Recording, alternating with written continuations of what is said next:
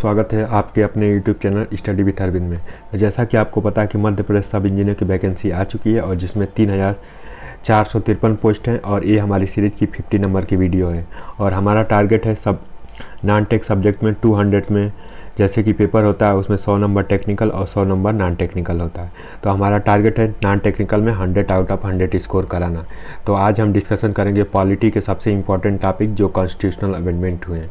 तो उन सभी अमेंडमेंटों की इम्पॉर्टेंट लिस्ट को हम डिस्कशन करेंगे और चैनल को सब्सक्राइब कर लीजिए जिससे कि आपकी पूरी वीडियो आसानी से मिलती रहे। उसके बाद about me myself Arvind Yadav, here is my contact number. और कोई भी डाउट हो तो आप मुझे इस नंबर पर मैसेज कर सकते हैं।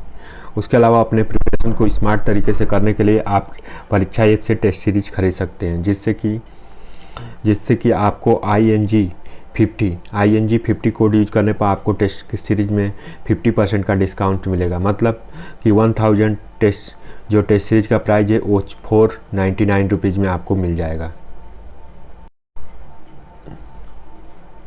तो आज की वीडियो का हमारा टॉपिक है कॉन्स्टिट्यूशनल अमेंडमेंट। तो कॉन्स्टिट्यूशनल अमेंडमेंट क्या होता है कि जो संविधान में संशोधन किए गए हैं और संविधान में जो भी संशोधन करते हैं, जैसे कि मूल संविधान बना था तो उसमें से 395 आर्टिकल थे, उसके अलावा 8 अनुसूचियाँ थी और 22 भाग में थे।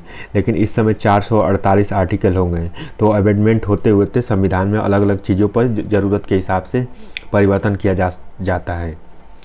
तो आज पहले अमेंडमेंट कब हुआ था? तो 1951 में 1951 में हुआ था। इस संशोधन में 9वीं अनुसूची को शामिल किया गया। तो इस अमेंडमेंट में 9वीं अनुसूची को जोड़ा गया और ये किससे संबंधित था? तो भूमि सुधार अधिनियम से संबंधित था। तो इसमें भूमि सुधार से संबंधित कानून लाए गए थे। उसके बाद दूसरा जब अमेंडमेंट हुआ 1952, उसमें संसद और राज्यों के प्रतिनिधियों को निर्धारित किया गया था। तो जो संसद और राज्यों के प्रतिनिधि हैं उनको निर्धारित किया गया था। उसके बाद अगला इम्पॉर्टेंट जो अमेंडमेंट हुआ है 7th अमेंडमेंट जो 1956 में हुआ। और 1956 में इस संशोधन में राज्यों और ब स ड वर्गों में विभाजन को समाप्त करके 14 राज्य और 6 केंद्र शासित क्षेत्रों में विभाजित किया गया। तो इसमें 14 राज्य और 6 केंद्र शासित क्षेत्रों में विभक्त कर दिया गया। तो ये कमीशन किसके रिकमेंडेशन पर हुआ? तो फजल अली कमेटी के रिकमेंडेशन पर हुआ। इसके अलावा इसमें भाषा के आधार पर जो कि स्टेट का फॉर्मेशन हुआ जो कि 1956 में हुआ था। और भाषा के आधार पर 1953 में ही बन जाने वाला स्टेट कौन था? तो आंध्र प्रदेश था। और फजल अली कमेटी के रिकमेंडेशन पर 14 और 6 नई स्टेट 6 केंद्र शासित प्रदेश बनाए गए। उसके बाद 10वां क्या है? तो दादर और नागर हवेली जो कि भारतीय संघ में शामिल करके उन्हें संघीय क्षेत्रों में प्रदान किया गया। तो जो 10th अमेंडमेंट है 1961 में दादर और नागर हवेली को भारत संघ में भारत के यूनियन में शामिल कर लिया गया था। 12वां अमेंडमेंट 1962 में गोवा, दमन, दीव और भारतीय संघ में एकत्रित कर लिया गया था। तो इस तरह से जो कि 12वां अमेंडमेंट हुआ। फिर 10वां अमेंडमेंट जो कि दादर और नागर हवेली को इसमें भारत में मिला लिया गया था।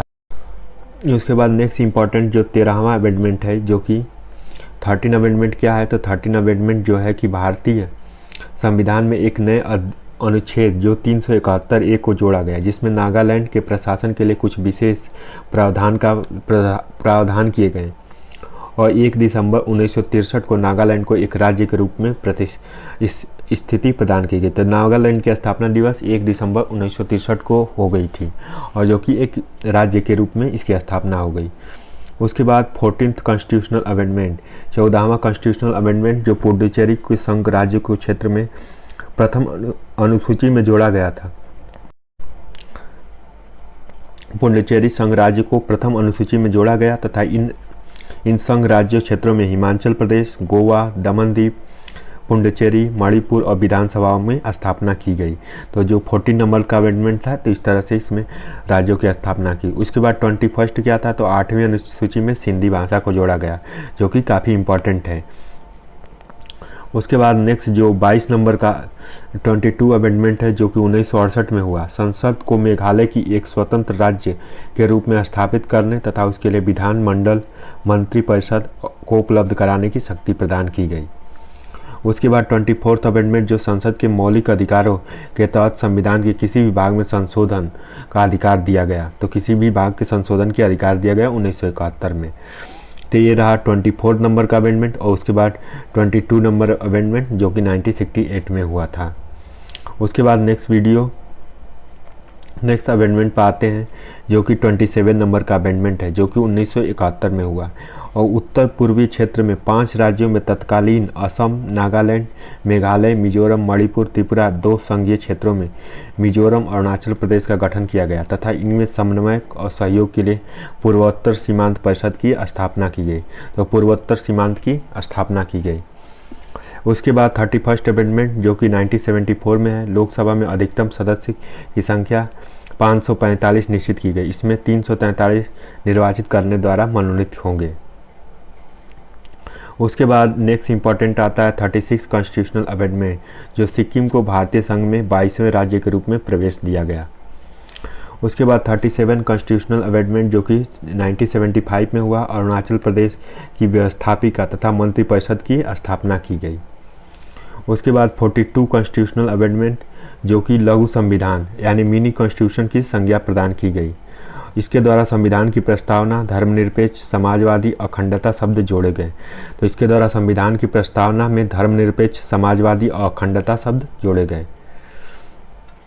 उसके बाद इसके द्वारा संविधान अधिकारों के साथ साथ कार्यकर्ताओं की व्यवस्था करते हुए नागरिकों को 10 मूल कर्तव्य सुनिश्चित किए गए। लोकसभा तथा विधानसभाओं के कार्यालयों में 1 वर्ष की वृद्धि की गई। नीति निर्देशक तत्वों के कुछ नवीन तत्व जोड़े गए। उसके अलावा इसके द्वारा संविधान द्वारा शिक्षा, नाप तौल, वन, जंगली जानवरों को, पक्षियों की रक्षा, इन विषयों पर समवर्ती सूची में रखा गया। तो समवर्ती सूची क्या होती है? जिसमें राज्य और सेंट्रल गवर्नमेंट दोनों कानून बना सकती है। उसके अलावा इस व्यवस्था की गई कि अनुच्छेद 352 के अंतर्गत आपातकाल संपूर्ण देश में लागू किया जा सकता है यदि किसी भी कुछ भी भागों के लिए। तो आपातकाल जो कि कुछ ही भागों के लिए लागू किया जा सकता है। संसद द्वारा संविधान का संशोधन न्यायालय की चुनौती देने से वर्जित किया गया। संसद द्वारा किसी दिए गए संविधान संशोधन को न्यायालय में चुनौती देने पर वर्जित किया गया। मतलब कोई भी अगर संशोधन संसद द्वारा होता है तो उसमें न्यायालय पर चैलेंज देना जो कि वर्जित कर दिया गया था। इस तरह हमने 42 कॉन्स्टिट्यूशनल अमेंडमेंट का वर्णन किया। अब हम आते हैं 44 कॉन्स्टिट्यूशनल अमेंडमेंट, जिस समय भारत के प्रधानमंत्री थे मोरारजी देसाई। और संपत्ति के मूल अधिकार को समाप्त करके एक विधिक अधिकार बना दिया गया। जो संपत्ति का अधिकार था यानी आर्टिकल 31A जिसको मूल अधिकार था उसको विधिक अधिकार बना दिया गया यानी 300A में जोड़ दिया गया। उसके बाद लोकसभा तथा राज्य विधानसभाओं की अवधि पुनः 5 वर्ष कर दी गई। तो लोकसभा और राज्य विधानसभाओं की अवधि 5 ईयर तक बढ़ा दी गई। और उस समय भारत के प्रधानमंत्री कौन थे? तो मोरारजी देसाई थे। उसके अलावा राष्ट्रपति, उपराष्ट्रपति, प्रधानमंत्री, लोकसभा अध्यक्ष के चुनाव में सुनवाई का अधिकार पुनः सर्वोच्च और उच्च न्यायालय को दिया गया। उसके बाद मंत्रिपरिषद द्वारा राष्ट्रपति को दिए गए परामर्श राष्ट्रपति मंत्रिमंडल को दोबारा विचार करने के लिए कहेंगे, लेकिन पुनर्विचार के साथ मंत्रिमंडल को राष्ट्रपति जो भी परामर्श देगा राष्ट्रपति उस परामर्श को अनिवार्यतः स्वीकार कर लेंगे। उसके बाद जो कि 44 अमेंडमेंट में व्यक्ति के जीवन की स्वतंत्रता का अधिकार शासन के द्वारा आपातकाल में स्थगित कर सीमित नहीं किया जा सकता। तो ये रहे 44 अमेंडमेंट के। उसके बाद हम आते हैं अगले इम्पॉर्टेंट के सबसे इम्पॉर्टेंट 42 कॉन्स्टिट्यूशनल अमेंडमेंट जो कि 1985 में हुआ। इस संशोधन के अनुसार 10वीं अनुसूची में जोड़ी गई और राजनीतिक दल बदल कानून रोक की चेष्टा की गई। मतलब एंटी डिफेक्शन लॉ को रोका गया और इसमें एक पार्टी से दूसरी पार्टी में जाने पर सदस्यता रद्द कर दी जाती थी। उसके बाद 56 अमेंडमेंट जो कि अरुणाचल प्रदेश को भारतीय संघ के अंतर्गत राज्य का दर्जा प्रदान किया गया।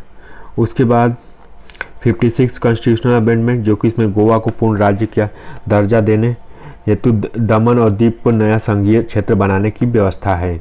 तो गोवा को नए पूर्ण राज्य बनाया गया और उसके बाद दमन और दीव को एक नए संघीय राज्य बनाने की घोषणा की गई।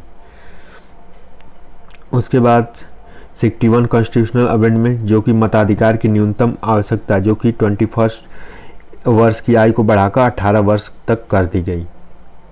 उसके बाद जो कि 65 कॉन्स्टिट्यूशनल अमेंडमेंट है, अनुसूचित जाति और जनजाति आयोग का गठन करने की बात की गई इसमें। इसके अलावा जैसे संविधान के कुछ इम्पोर्टेंट हम बात करें, जैसे कि 101 कौन सा अमेंडमेंट हुआ, तो जीएसटी से रिलेटेड हुआ। और जीएसटी क्या है, गुड सर्विस टैक्स।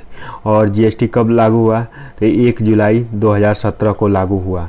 और जीएसटी क्या है, तो वन नेशन वन टैक्स की बात करता है, जिसमें एक ही जगह टैक्स कलेक्शन की बात की गई थी। ये कौन सा अमेंडमेंट था, 101 अमेंडमेंट था। उसके अलावा संविधान में अभी तक कितने अमेंडमेंट हो चुके हैं, तो अभी तक 105 अमेंडमेंट हो चुके हैं संविधान में।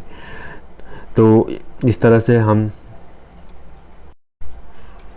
उसके बाद अपने प्रिपरेशन को अच्छा करने के लिए आप परीक्षा ऐप का टेस्ट सीरीज परचेज कर लीजिए, जिससे में सब इंजीनियरिंग एग्ज़ाम, उसके बाद सिविल इंजीनियरिंग, इलेक्ट्रिकल एग्ज़ाम की टेस्ट सीरीज है। उसके अलावा इसमें 20 फुल लेंथ टेस्ट है। तो आपको इसमें करने के लिए क्या करना पड़ेगा, ENG 50 यानी ENG 50 कोड यूज करते ही आपको टेस्ट सीरीज का 50% ऑफ हो जाएगा। और ये कैसे कितना ऑफ होगा, तो 1000 की टेस्ट सीरीज मात्र 499 रुपीज़ में आपको मिल जाएंगी। और ये कहाँ पर मिलेगी, तो परीक्षा ऐप पे मिलेगी। और परीक्षा ऐप जो कि मध्य प्रदेश का एक रिप्यूटेड कोचिंग है। और इसके अलावा इस पर बहुत सारे स्टूडेंट टेस्ट देते हैं, जिससे कि आपको प्रिपरेशन और आपकी एक्चुअल रैंक का पता चलता रहेगा। तो आप कोड कौन सा यूज करेंगे, ENG